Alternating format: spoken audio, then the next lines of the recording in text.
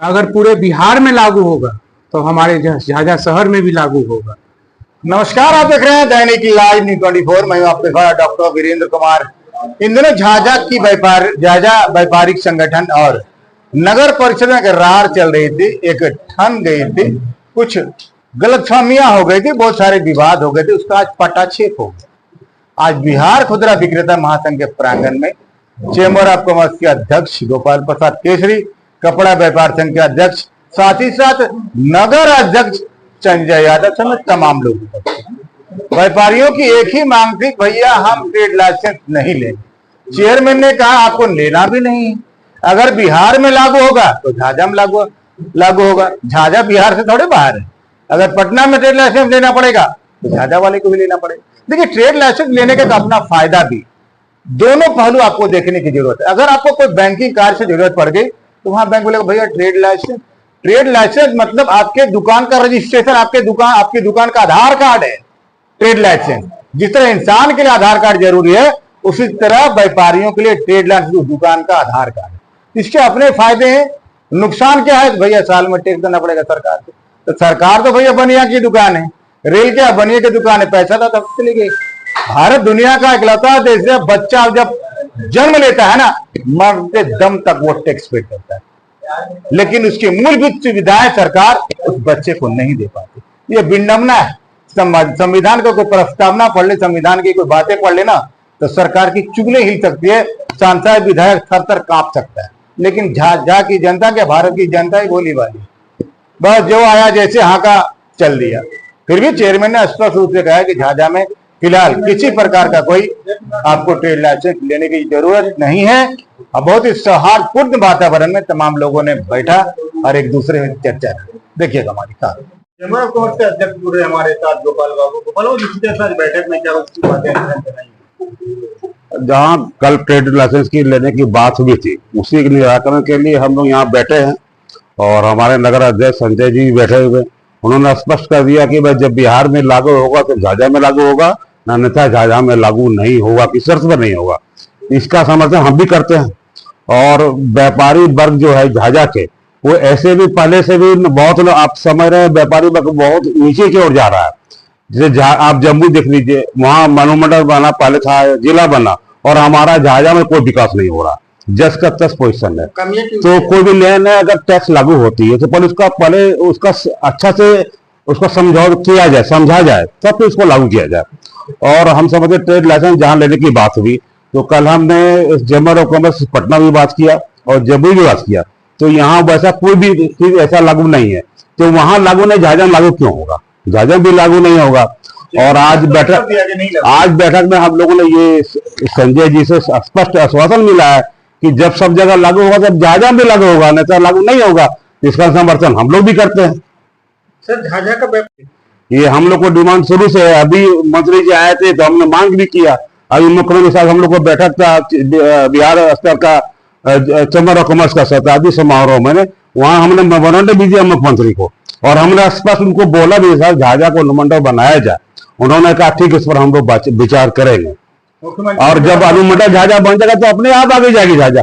आज नगर पंचायत से नगर परिषद बना, कुछ तो विकास हो रहा है ना।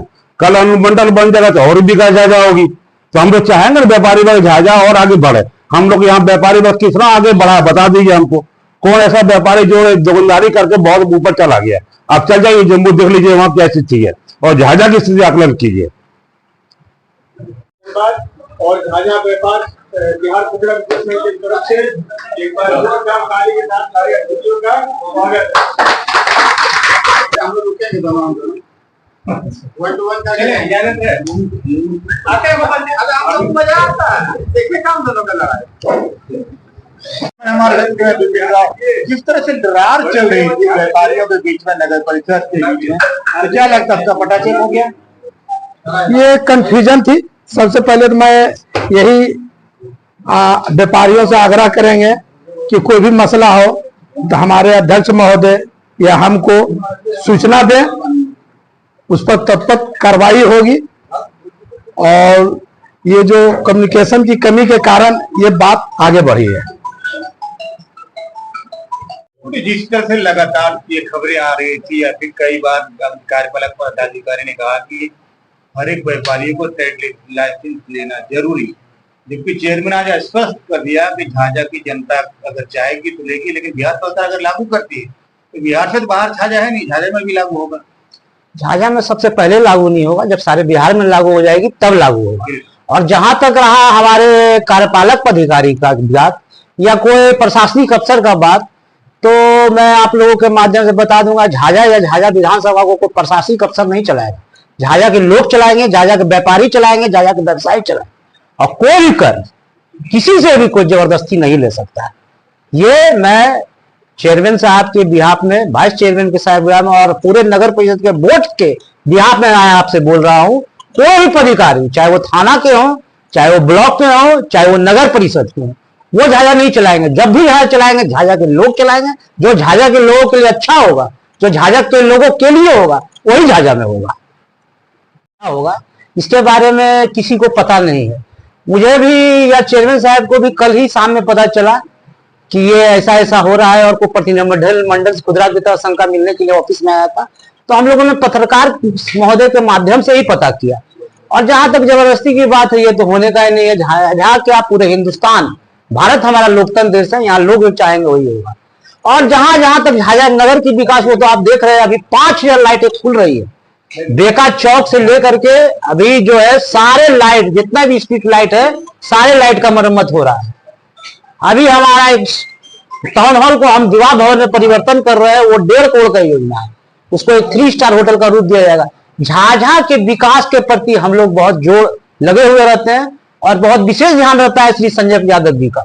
और इसमें मैं व्यापारिक संगठन, व्यवसायिक संगठन और यहाँ के आम लोगों से भी सहयोग लेना चाहूंगा, और चाहूंगा कि आप लोग सब सहयोग दें। 3 स्टार का जो होटल बन रहा है वो किन के लिए बन रहा है? ये गरीब गुरबा के लिए बन रहा है। ये गरीब, उसका बहुत मिनिमम चार्ज होगा 10,000, और वो बहुत शानदार तरीका से बन रहा है। आप जाकर देखे, काम देख करके उसको कवर करे और पूरे झाझा को देखा। वो हमारे माननीय पूर्व मंत्री जी शिवराज नंदन झा जी टाउन हॉल के नाम से जाना जाता है, उसका जिम्मेदार नगर परिषद कर रही है, और उसको बहुत बृहद पैमाने पर उस पर काम हो रहा है। वो आने वाले आपको अभी 6 महीना में नजर आ जाएगा, और बहुत कम राशि में वो उपलब्ध होगा, और हम लोग झाझा के लोगों का सेवा करेंगे। कैमरा सही नहीं कहेंगे कि 90% कैमरा सही है, और जहां तक 100% का बात है, तो अगर हमारे घर में अगर 12 कैमरा लगा हुआ है तो कोई जरूरी नहीं कि 12 चल रहा है। सरकार की चीज है, ट्रक जाती है, बिजली की तार जाती है, टूट सकता है, गिर सकता है, लेकिन 90% कैमरा सही है। और अगर इसको कभी देखना हो तो थाना में जाके आप देख ले, थाना की स्क्रीन पर चलता है, वो गिन ले आप कितने कैमरे चालू है। इसे नो टीवी लगाई है, जो कि झाझा के प्रशासनिक अधिकारी, यहाँ के थाना प्रभारी या और भी वरीय पदाधिकारी की उदासीनता के चलते सख्ती से लागू नहीं हुई है। मैं ये सभी प्रशासनिक अधिकारियों से हम लोग ये अनुरोध करेंगे, और इन लोगों को बोलेंगे जितने भी व्यवसायिक संगठन है, ये लोग भी पुरजोर विरोध करके नो एंट्री को सख्ती से पालन कराएं। अभी आपका कहना था कि व्यापारी लोग लिखित में नहीं देते हैं, सिर्फ बोलते हैं। नहीं, वो सब देते हैं। हम लोग सब एक दूसरे से मिले हुए हैं, और सब हम लोग मिलजुल के काम करते हैं। वनवे की चर्चा बरसों से हो रही, वनवे अभी तक नहीं हुआ। ये मेरा बहुत पहले का, बहुत शुरू से सोच था, लेकिन कतिपय कारणों से लागू नहीं हो सका। मैंने तो अभी आपको बताया वीरेंद्र भैया, ये हमारे प्रशासनिक उदासीनता का नतीजा है। हमारे जो वरीय नेता जो हैं, जो बड़े बड़े सांसद और विधायक जो आज तक रहे हैं, कभी भी झाझा के विकास पर ध्यान उतना नहीं दे पाए। हो सकता है उनकी निजी कारण में बड़े पोस्ट पर रहे, या प्रधानमंत्री जी के पास बैठते होंगे, इसलिए नहीं कर पाए झाझा के लिए। अगर कोई बड़े नेता रहते तो आज हमारे चनवारी का ये हालत नहीं होता, झाझा रेलवे तालाब की दुर्दशा नहीं होता।